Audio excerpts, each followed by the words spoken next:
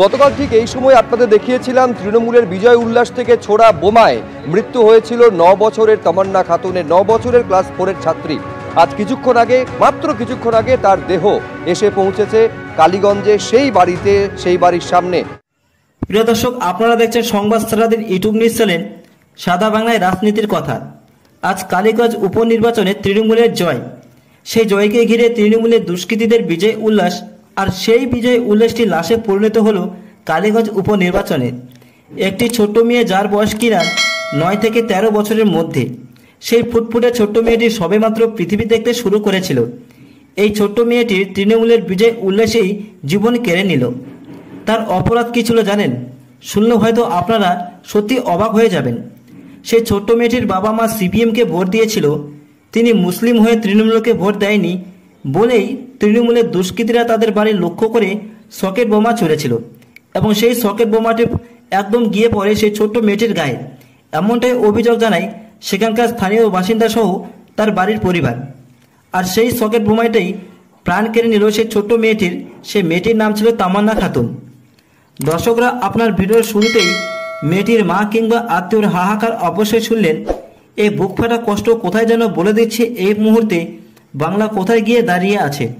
পশ্চিমবঙ্গ আজও ভারতে আছে, নাকি বাংলাদেশের পদ্মা নদী পার হয়ে চলে যাচ্ছে?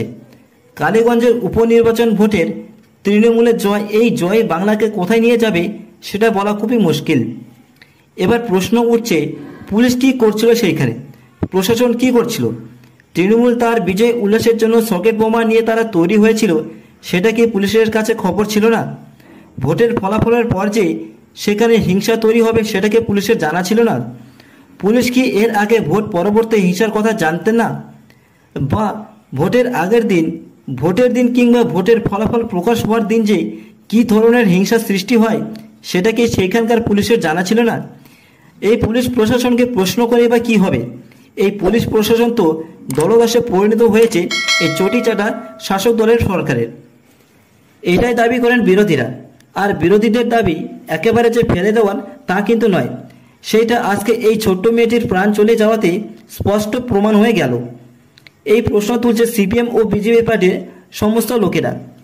বিরোধীরা আবারও একটা প্রশ্ন করছে যে তৃণমূলের যে বিজয় উল্লাস, সে উল্লাসের বলি এই তামান্না খাতুন। মুখ্যমন্ত্রী মমতা ব্যানার্জির যে কন্যাশ্রী জয়গানটি গাইবেন, তিনি এখন কি করে গাইবেন সেইখানে? তার থেকেও সবথেকে বড় কথা, বিরোধীরা যারা প্রশ্ন তুলেছেন এই মুখ্যমন্ত্রী মমতা দিদি তো সংখ্যালঘুদের মুখ্যমন্ত্রী, তারই গুন্ডা এই মেয়েটির হত্যা করলো, এর জবাব তিনি কি দেবেন? লোক দেখানোর জন্য মুখ্যমন্ত্রী মমতা ব্যানার্জি এই ঘটনায় শোকাহত হয়েছেন এবং পুলিশ প্রশাসনকে এই গুন্ডাদের বিরুদ্ধে কড়া অ্যাকশন নিতে বলেছেন। এর মধ্যেই কিন্তু আবার পুলিশ একজনকে রীতিমতো গ্রেপ্তারও করেছে মুখ্যমন্ত্রী মমতা দিদির বলার পর, তাও আবার 1 ঘন্টার মধ্যেই।